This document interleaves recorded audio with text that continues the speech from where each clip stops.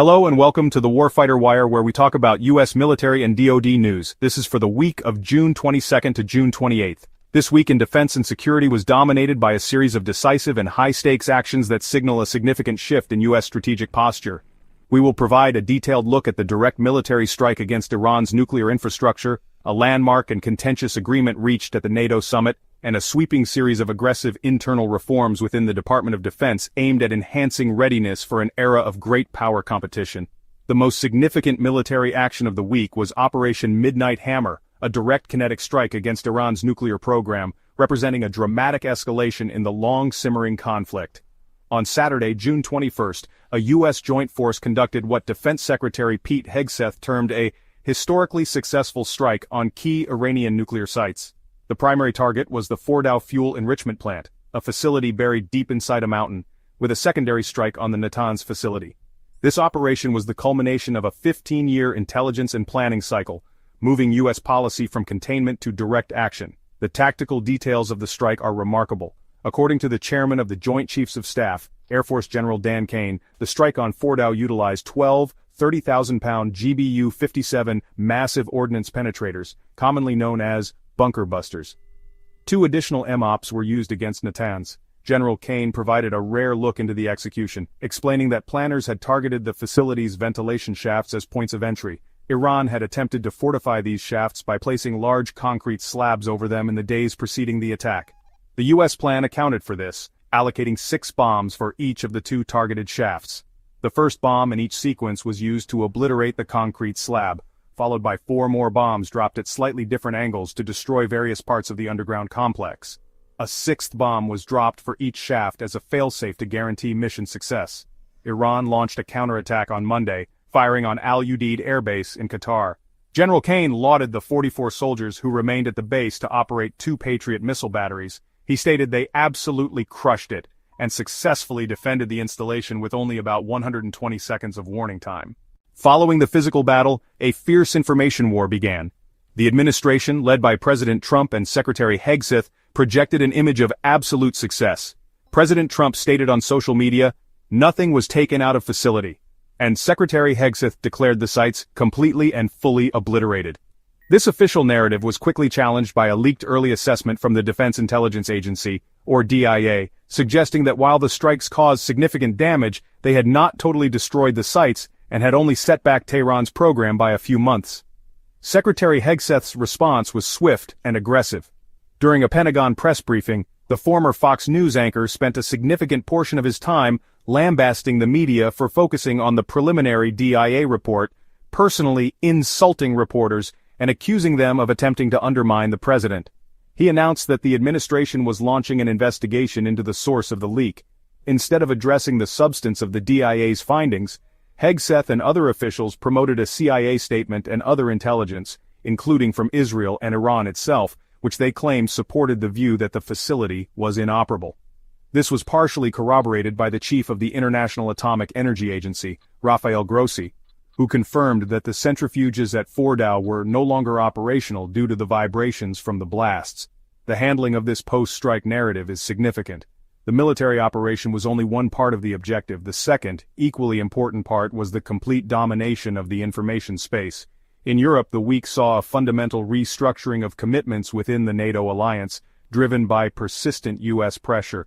During a summit in The Hague, Netherlands, NATO leaders agreed to a massive increase in defense spending. The final summit statement declared, "Allies commit to invest 5% of GDP annually on core defense requirements as well as defense and security-related spending by 2035.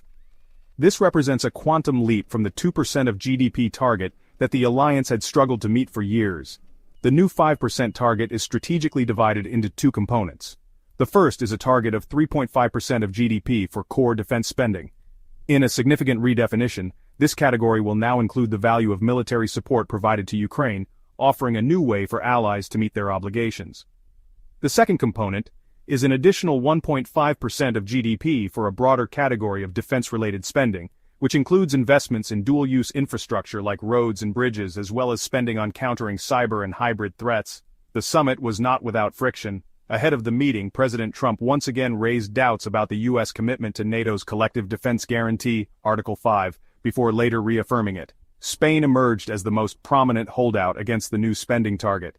Prime Minister Pedro Sánchez was seen standing conspicuously aside from other leaders in the summit photo, and later stated that Spain could execute NATO's defense plans by spending only 2% of GDP. This drew a sharp public rebuke from President Trump, who called the position terrible and threatened to retaliate in ongoing trade negotiations, saying, "We're going to make them pay twice as much." Despite these tensions, the overall atmosphere was described as far chummier than the contentious summits of Trump's first term, with the alliance seen as largely bending to his will. Back in Washington, senior Defense Department leaders outlined President Trump's proposed national defense budget for fiscal year 2026, requesting a total of $1.01 trillion. The budget's overarching priorities are defending the U.S. homeland and significantly bolstering defenses in the Indo-Pacific region, reinforcing the pivot away from counterterrorism and towards great power competition with China, which officials identified as the pacing threat. This massive budget will force difficult trade-offs. Air Force leaders confirmed their budget request aims to expand air and space dominance but will require divesting from legacy systems. Specifically, the Air Force plans to use the FY26 budget to retire the entire fleet of A-10 Warthog aircraft and to cancel the E-7 Wedgetail program, which was intended to replace the aging E-3 Sentry AWACS fleet. The Pentagon also launched several major initiatives aimed at reforming its internal processes. First, in a May 20th memorandum, Secretary Hegseth established the Permanent Change of Station, or PCS, Joint Task Force. He acknowledged that the process for moving service members has never been a great system, and that recent changes have made things worse. Led by Army Major General Lance G. Curtis, the task force is charged with overhauling the system that moves approximately 300,000 military families each year. A major first step was the cancellation on June 18th of the troubled Global Household Goods contract, with the DOD reverting to the legacy system for the current moving season. The task force plans to open a 24/7 call center in July. Second, to build on a recent enlistment surge in 2025, a new 12-month recruitment task force has been established. Composed of recruiters, data analysts, and public affairs specialists, this group will aim to analyze the factors behind the recent success, which saw the Air Force and Space Force meet their annual goals 3 months early, and develop strategies to create an enduring advantage in military recruiting. In another major policy overhaul, the DOD announced on June 30th that it has streamlined its implementing procedures for the National Environmental Policy Act, or NEPA. The goal is to accelerate environmental reviews for military construction projects to expand the defense industrial base more quickly. The new uniform procedures expand the use of categorical exclusions, mandate deadlines for reviews, and simplify the process for future updates. This move aligns with the Builder Act and a recent Supreme Court decision aimed at removing what the administration calls unnecessary obstacles to infrastructure development. However, a different data-related decision has generated significant alarm outside the DOD. The National Oceanic and Atmospheric Administration, NOAA, announced it will discontinue the ingest, processing, and distribution of microwave data from 3 weather satellites. It operates jointly with the Defense Department. Weather experts and hurricane specialists immediately warned that this decision will severely hamper hurricane forecasting. Microwave imagery is critical for seeing the center of a storm and detecting rapid intensification. Forecasters will now have roughly half as much of this data available. Critics, including University of Miami hurricane researcher Brian McNulty, called the move insanity and an attempt by the administration to sabotage our weather and climate infrastructure. Now for a detailed roundup of the service branches, starting with the Department of the Air Force. The U.S. Air Force was the lead service in the execution of Operation Midnight Hammer. Its fleet of stealth bombers, B-2 Spirits, conducted the long-range precision strike on Iran's nuclear facilities. However, some analysts warned that due to years of underfunding and a shrinking fleet, we may not be able to do it again. The Air Force also continues to modernize its strategic assets.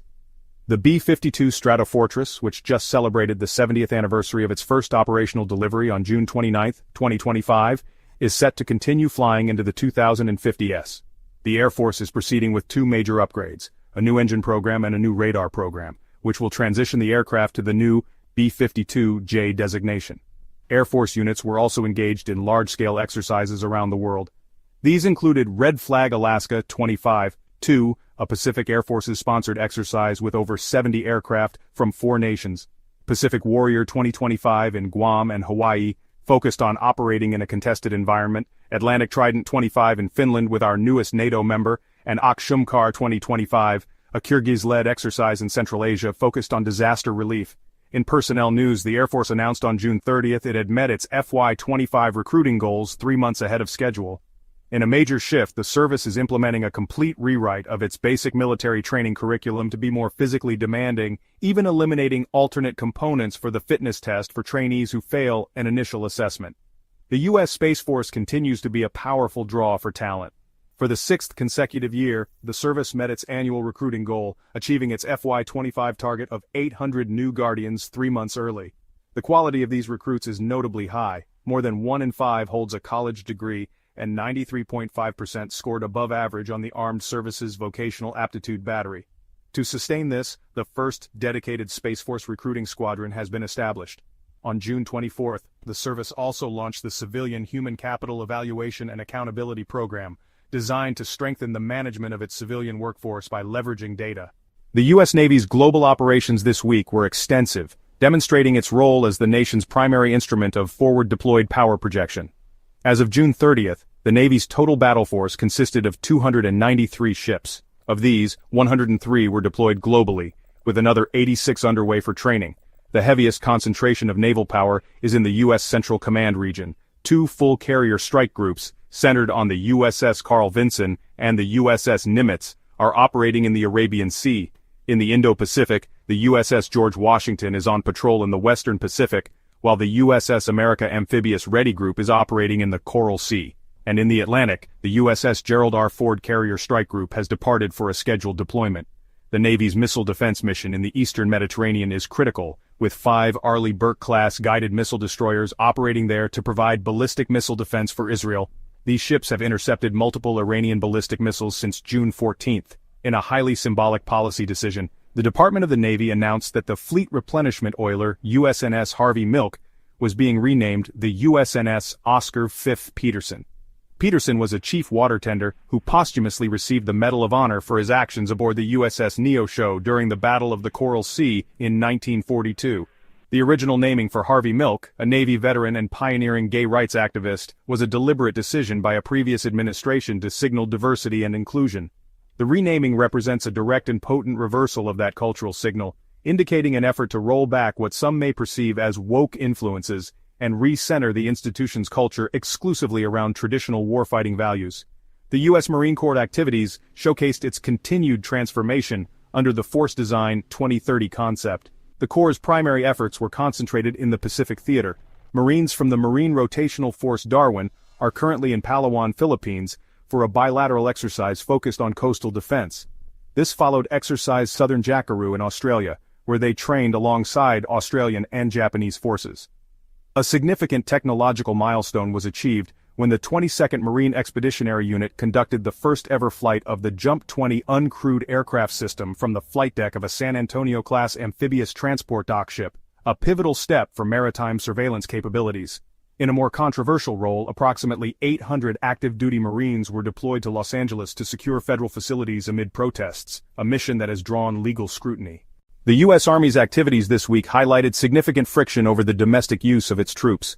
Following a presidential order in early June, approximately 4,000 California National Guard personnel and 800 active-duty Marines were deployed to Los Angeles to manage protests against ICE raids. This was done over the strong objections of California Governor Gavin Newsom, who warned it would compromise the state's readiness for wildfire season. This week, those concerns were validated when General Gregory Guillot, the commander of U.S. Northern Command, formally requested that Secretary Hegseth return 200 wildfire-trained troops from Joint Task Force Rattlesnake to their state duties, citing urgent staffing needs as California enters its fire season. Finally, the U.S. Coast Guard, a component of the armed forces within the Department of Homeland Security, was active across its core missions. In a joint counter-narcotics operation with the U.S. Navy, a Coast Guard team seized over 7,850 pounds of cocaine with an estimated wholesale value of $58.1 million. The service's life-saving mission was on full display with numerous search and rescue operations, including the rescue of a family of 3 from a partially submerged vessel near the Bahamas and the medevac of a mother and her newborn baby from Catalina Island, California. On June 30th, the U.S. Coast Guard Academy in New London, Connecticut, welcomed approximately 250 young men and women of the incoming class of 2029 for Day 1. The events of this week were not a series of disconnected occurrences, but rather a remarkably clear snapshot of the Department of Defense operating under the America First national security doctrine. The strike on Iran represented a deliberate choice to abandon strategic patience in favor of direct kinetic action. The subsequent public relations battle demonstrated that for this administration, narrative control is a central objective, an approach that risks politicizing intelligence and eroding public trust.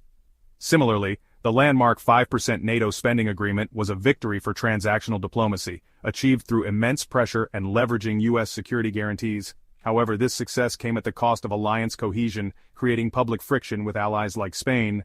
Internally, the flurry of new task forces and policy overhauls reveals a leadership impatient with bureaucratic inertia, convinced that the DOD's own processes have become a liability. Looking forward, the Department of Defense is being reshaped at a rapid and determined pace with a clear focus.